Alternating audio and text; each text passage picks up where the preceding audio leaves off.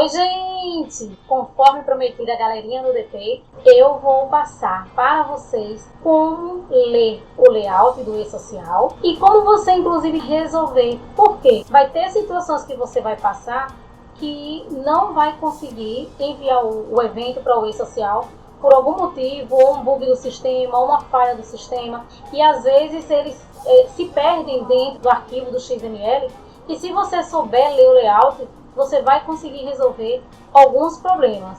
Por que eu digo alguns? Porque vai ter situação que, de fato, você vai ter que comunicar ao suporte do seu sistema, caso não consiga resolver de forma alguma, ou seja, problemas realmente técnicos que dependem da tecnologia da informação. Vou compartilhar aqui minha tela com vocês e vamos ler o layout.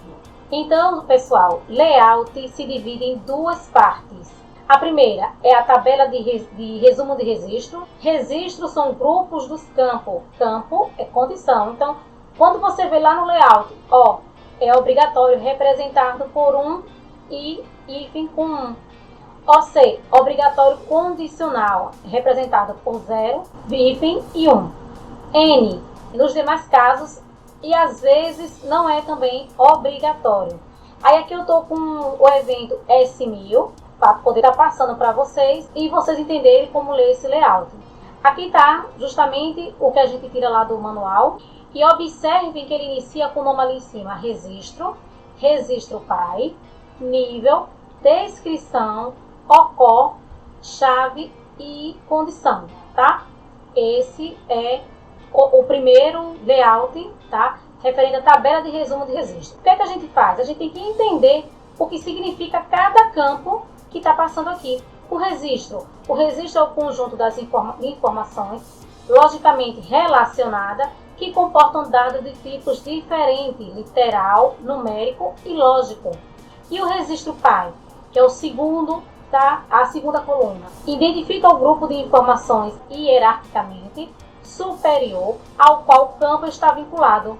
O nível, que é a terceira coluna, e hierarquia a qual pertence cada registro. A descrição, gente, o layout do e-social, a descrição, você lendo já vai saber o que de fato ele quer que você coloque dentro daquele campo. Então é muito fácil a interpretação da descrição. Descreva as informações que farão parte daquele registro. E ocorrência, então você vai ali colocar indicativos compostos por dois numerais separados entre si por meio de um hífen.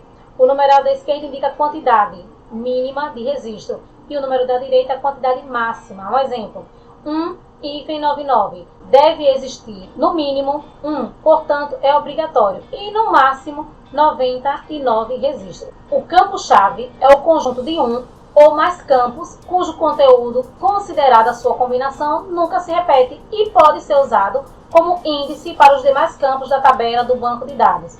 Identifica o grupo de informações hierarquicamente superior ao qual está vinculado. Condição: refere-se à obrigatoriedade ou não da existência de registro para determinado grupo de informações.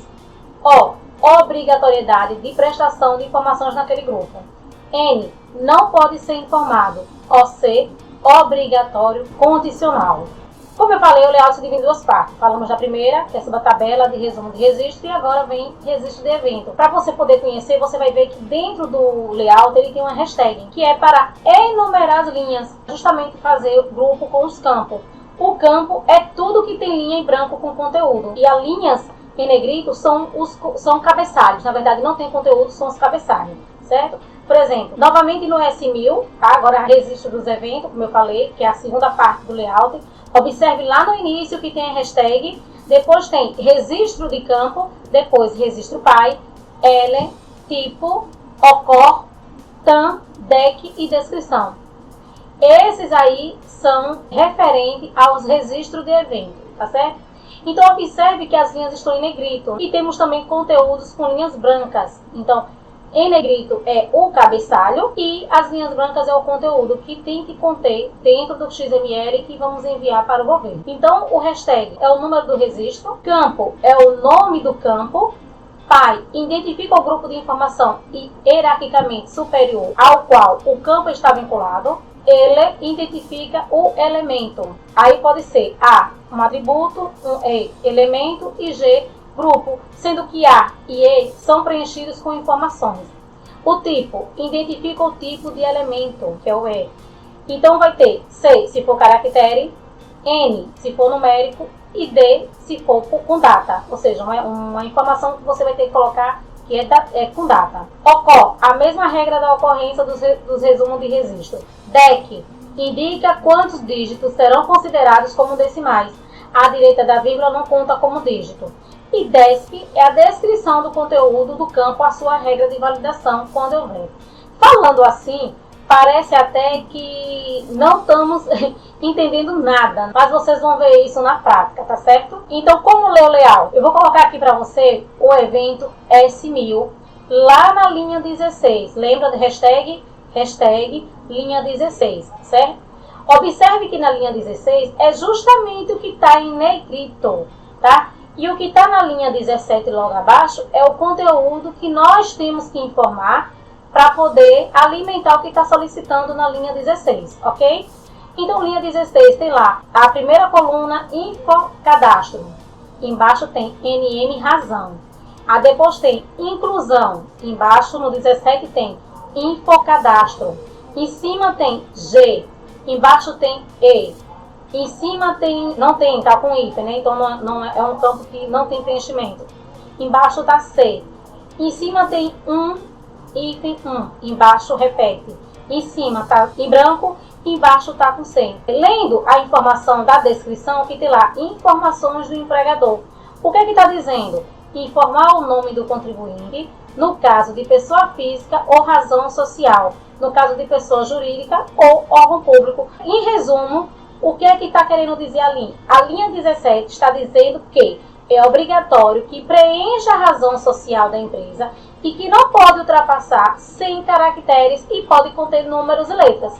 Deu para entender? Então, vou mostrar para vocês como é que se comporta dentro de um sistema um erro que teve de preenchimento e como é que a gente resolve por saber ler o layout, tá certo? Então, pessoal, aqui dentro do sistema de folha, vou enviar para o e-social uma rescisão por transferência, tá? Para uma outra raiz de CNPJ, tá? Não vou estar mostrando para vocês nome de empresa, nome de funcionário, né? Não podemos. Clicar aqui para enviar. Quem conhece o sistema da Domínio Folha sabe como é o procedimento. Depois que eu clicar em enviar, rescisão enviada com sucesso, eu vou acompanhar no painel de pendência. Painel de pendência, esse aqui. Aqui a gente verifica todas as abas que, se eu tiver alguma ocorrência, vai cair aqui. E aqui é onde vai processar. Atualizo, fica aguardando envio. Ou seja, o meu sistema de folha conversar com o sistema do governo, certo? Aguardo, então, essa conversa. Às vezes é rápida, às vezes não é. Quem trabalha em departamento pessoal sabe o quanto isso tem nos atrasado, né, na nossa produtividade, porque devemos estar acompanhando, verificar se deu erro e corrigir, né, essa situação. Vou clicando aqui em atualizar até ele ler a informação, se vai ser validado ou se não vai ser validado. O arquivo deu invalidado, deu erro, então a gente vai verificar o que foi que teve o erro. Deu que o CPF está invalidado no e-social, evento de desligamento, informação de desligamento, sucessão de vínculo, CNPJ da sucessora. Eu vou ver então o XML. Como eu falei, uma vez que você sabe qual é a situação, você vai no XML para analisar. Poderia também pegar suporte com o sistema de folha que está resolvendo para você, tá? Então aqui é o S2299, e lembrando que eu já falei o que significa essa parte que fica em negrito, né?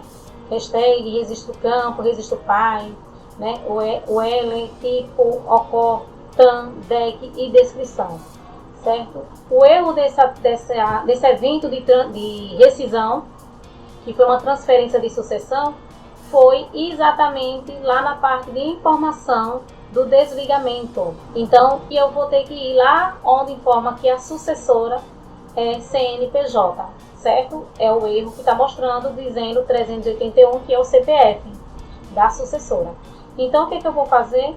veja que aqui tem exatamente a informação do desligamento, o motivo do desligamento, então eu tenho que dizer logo abaixo, a data, se foi aviso pré-indenizado, se houve projeção, tudo isso a gente tem aqui dentro do layout, mas ainda não estou no erro que está mostrando lá. Pronto, chegou na parte que diz sobre a sucessão do vínculo, essa aqui que eu estou selecionando para vocês, certo? Que aí informa, ó, qual é a descrição que eu tenho que colocar aqui, registro preenchido exclusivamente nos casos de sucessão do vínculo trabalhista, com a identificação da empresa sucessora, certo? Então, foi justamente aonde deu o erro lá. Então, aqui tem o tipo de inscrição, sucessão do vínculo, as informações que tem que dizer no seu obrigatória, a quantidade de caracteres que tem que ter nesse arquivo. E aqui ele informa, ó, como é fácil. Por mais que você não se lembre o que significa cada campo desse aqui, na descrição, ó, descrição com código correspondente ao tipo de inscrição, conforme tabela 5. A tabela 5 lá do E-Social que vai corresponder a essa situação. E aqui ela diz o seguinte, validação deve ser igual a 1 se for CNPJ ou 2 se for CPF, certo? Então, lá dentro do arquivo XML está constando 2 e não é 2, é 1. Lourdes, mas e por que tá errado? Ou o sistema, ou parametrização, ou cadastro, certo? Do colaborador, e na hora que foi feita a rescisão, foi colocada alguma informação da sucessora com o CPF. Enfim, o XML desse arquivo está com erro e ele não vai ser recepcionado pelo governo. Portanto, a gente vai retornar lá, né, do XML e vamos colocar a ocorrência correta, certo? Então, vou aqui no XML, ó, veja só que está 2. Lembrando que eu tirei aqui os nomes da empresa, né, CNPJ para não estar mostrando. Vou colocar 1, porque é CNPJ. Vou salvar esse XML, fecho e vou reenviar. Vou transmitir novamente para o E-Social. Clico aqui, reenvio, o nome fica XML alterado, reenviando, sim, reenviado. E aí vamos aguardar se vai subir ou se vai vir também, que às vezes ocorre de vir uma outra mensagem de erro, ou a forma também que eu corrigi possa ser que não esteja validado. Mas, lendo lá o layout, o que eu tinha que corrigir era justamente mudar de CPF para CNPJ. Ó, já foi validado, não caiu na parte de erro. Como é um evento não periódico, eu vou encontrar ele aqui no campo não periódico. E tá aqui o desligamento, tá? Com a data de dia 9/10, tá? E o recibo. Pronto, pessoal. Então é isso. Espero que tenham compreendido sobre a leitura do layout do E-Social e entendido como é que faz para alterar, deixar corretamente o evento para que ele suba e você tenha o seu recibo. E se você gostou, diz aí que gostou, comenta, compartilha. E se querem mais correções referente a essa, diz aí nos comentários, tá joia? Que eu vou estar sempre fazendo conteúdo bacana dessa forma para vocês, tá joia? Um grande abraço virtual e fica com Deus!